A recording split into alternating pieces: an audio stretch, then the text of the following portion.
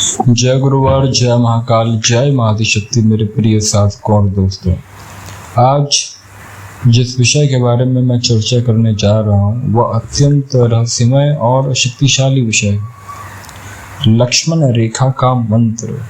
जी हाँ, वही लक्ष्मण रेखा जो रामायण काल में माता सीता की रक्षा के लिए खींची गई थी। यह कोई साधारण रेखा नहीं था, है ना। इस रेखा के भीतर भूत, प्रेत, दैत्य, दानव, राक्षस, स्मशान, चुड़ैल और अन्य नकारात्मक शक्तियां प्रवेश नहीं कर सकती थी।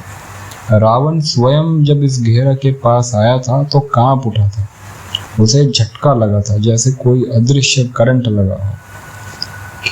यह केवल एक रेखा नहीं है, एक दिव्य सुरक्षा घेरा था जिसे आज तांत्रिक विद्या में सबसे शक्तिशाली माना जाता है।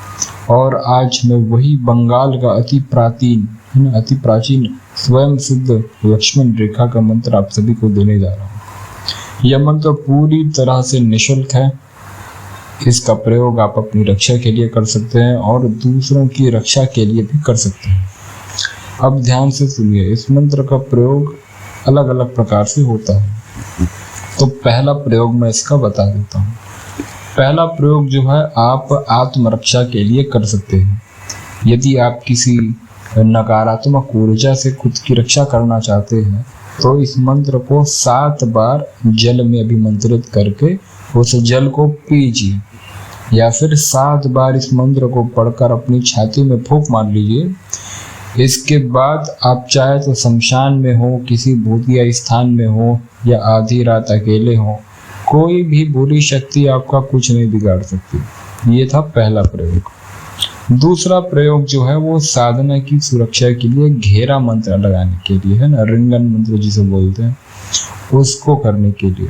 यदि आप किसी विशेष साधना के लिए शमशान या तांत्रिक स्थल में जा रहे हैं तो लोहे की कोई वस्तु ले लीजिए, जैसे चाबी हो गया, छल्ला हो गया, अंगूठी हो गया। सबसे बढ़िया ये होता है कि लोहे की कील ले लीजिए, और दूसरा या फिर लोहे की चाकू ले लीजिए। अब उसको क्या करेंगे, 11 बार इस मंत्र से अभिमंत्रित करेंगे। फिर उसी वस्तु से जिसको आपने अभिमंत्रित किया है उससे आप चारों ओर गोला बनाएंगे, घेरा बनाएंगे, है ना। और घेरा बनाते हुए भी इस मंत्र का उच्चारण करते रहेंगे। अब घेरा बना रहे हैं तो आप मंत्र चाहे 1 बार बोले या 1000 बार बोले, है ना। घेरा पूरा होते तक उस मंत्र का जाप करते रहेंगे। अब यही आपका सुरक्षा घेरा रहेगा, घेरा तैयार हो जाएगा। ये था दूसरा प्रयोग। अब तीसरा प्रयोग बताता हूँ। जैसे कि कोई रोगी है, भूत प्रेत है ना, प्रभावित व्यक्ति है, तो उसके लिए किस प्रकार से करना है। यदि किसी पर बुरी शक्ति का प्रभाव हो चुका है और आपने उसका तांत्रिक उपचार किया है ना, तंत्र काट मंत्र वगैरह से, फिर शक्ति चला करके या उतारा करके, किसी भी प्रकार से आपने उसका उपचार कर दिया है, तांत्रिक उपचार, तो उसको पुनः रक्षा करना जरूरी है। वरना जो भी नकारात्मक शक्ति है वो थोड़ी देर बाद वापस से घुस सकती है। तो उसकी पुनः रक्षा के लिए क्या करेंगे, इस मंत्र को 11 बार जल में या दूध में अभिमंत्रित करके पिला देंगे। अगर ज्यादा बड़ी समस्या रही होगी तो उसके लंबे सुरक्षा के लिए 15 नींबू लेंगे।